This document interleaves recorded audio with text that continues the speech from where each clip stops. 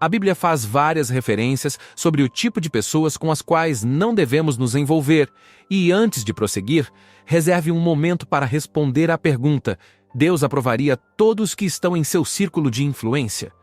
O Salmo 1, versículo 1, pinta um quadro claro ao falar sobre os tipos de pessoas que deveriam estar em nossas vidas, pois a Bíblia diz: Bem-aventurado o homem que não anda segundo o conselho dos ímpios, nem se detém no caminho dos pecadores, nem se assenta na roda dos escarnecedores.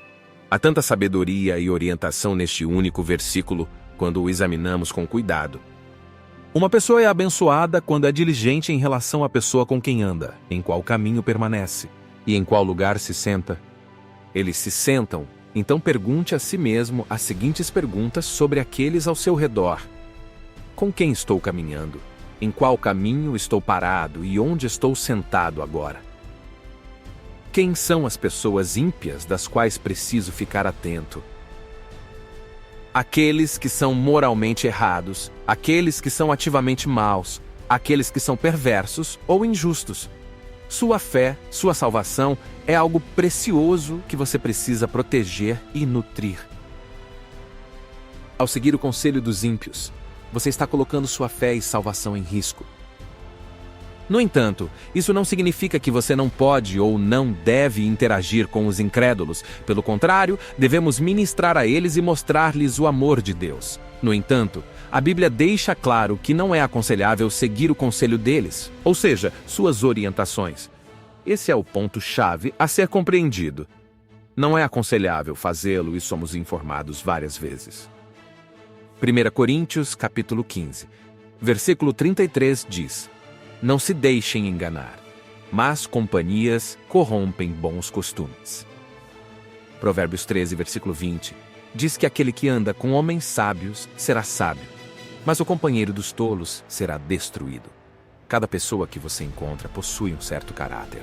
Alguns têm um caráter ruim e exibem traços tóxicos, enquanto outros são completamente opostos e possuem um caráter saudável e divino.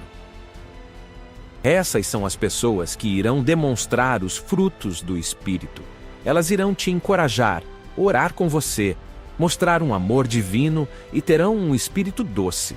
No final do dia, precisamos ser pessoas de oração e que têm discernimento, porque temos que nos proteger.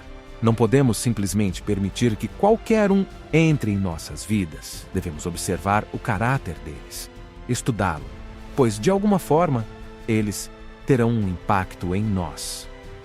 As pessoas podem nos influenciar, algumas são honestas, enquanto outras são enganosas, algumas são confiáveis, enquanto outras são mentirosas, algumas têm uma ótima ética de trabalho, enquanto outros são preguiçosos. O seu caráter influenciará aqueles ao seu redor para o bem ou para o mal, e da mesma forma, o caráter daqueles mais próximos a você o influenciará para o bem ou para o mal. Portanto, aqui está a questão. Quem você decidir caminhar junto, formar uma amizade, recuse-se a ser desviado, recuse-se a ser influenciado, recuse-se a ser levado para longe da verdade e para o erro e o pecado. É uma via de mão única quando nos associamos com pessoas más. E essa via de mão única o levará da pureza à contaminação, da santidade ao pecado, das luzes às trevas, do valor e da dignidade à corrupção e à decadência.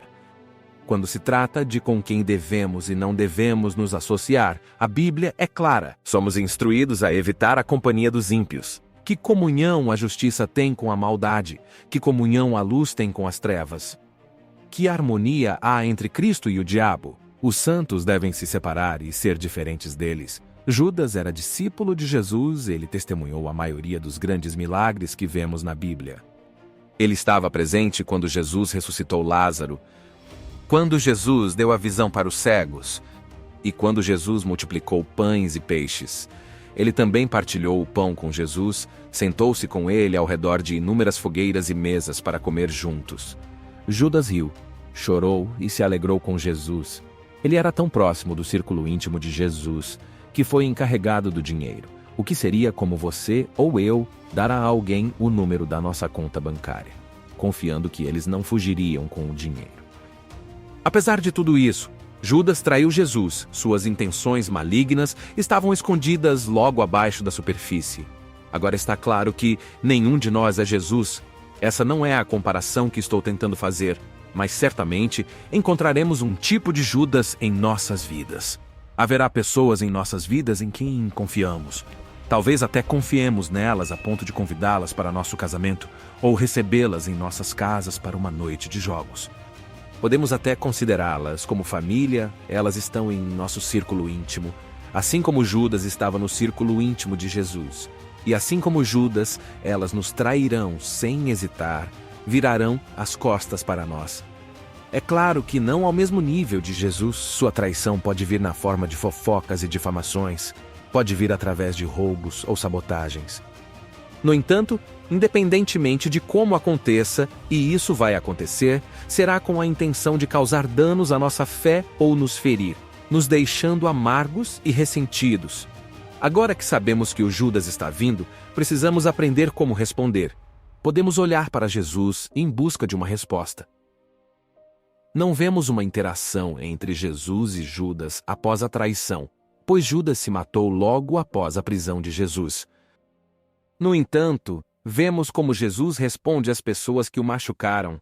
Jesus foi ferido pelas próprias pessoas que ele criou. Os fariseus e saduceus o perseguiram, muitos de sua própria família o renegaram, guardas romanos o espancaram a ponto dele ficar irreconhecível. Até mesmo seus próprios discípulos o abandonaram. Ele foi abandonado por todos que amava e se importava. Mas quando estava na cruz, ele disse isso em Lucas 23, versículo 34. Pai, perdoa-lhes, pois não sabem o que fazem. Jesus disse isso no exato momento em que suas roupas estavam sendo apostadas. Ele foi movido pela compaixão e pelo amor, não pela raiva e pelo ódio. Vemos que Jesus quer que perdoemos aqueles que nos traem. Ele diz isso em Mateus 5, do versículo 38 a 42. Vocês ouviram o que foi dito, olho por olho e dente por dente. Mas eu lhes digo, não resistam ao perverso. Se alguém te bater na face direita, ofereça também a outra. Se alguém quiser processar você e tirar sua túnica, deixe que leve também a capa. Se alguém o forçar a caminhar 1 milha, vá com ele 2. Dê a quem te pedir e não volte as costas a quem deseja pedir emprestado. Nos momentos em que alguém nos trai, podemos facilmente nos envolver em uma missão de vingança, mas a Bíblia nos diz que não devemos ter a mentalidade de nos vingar e tentar machucar a pessoa. Devemos tentar encontrar uma maneira de amar e servi-los. Pode ser difícil, mas devemos orar pela graça de perdoar e seguir em frente. Orar por discernimento e sabedoria ao escolhermos as pessoas com as quais nos relacionamos é tão importante quanto dar graça. Mesmo que Deus nos chame para dar graça, não significa que precisamos permanecer em um relacionamento com aquela pessoa. O diabo pode usar pessoas para tentar desencorajar, desviar ou até destruir você, se você não estiver protegido, como vimos com Judas. Isso pode levar à sua destruição. A oração e o discernimento são essenciais ao perdoar seu Judas. Não é uma questão de se, mas quando haverá um tipo de Judas em sua vida. Quando o Judas aparecer, devemos estar prontos para responder. Jesus nos deu todas as ferramentas de que precisamos para superar quando nos deparamos com nosso Judas. No entanto, cabe a nós permanecer preparados e prontos para esse momento.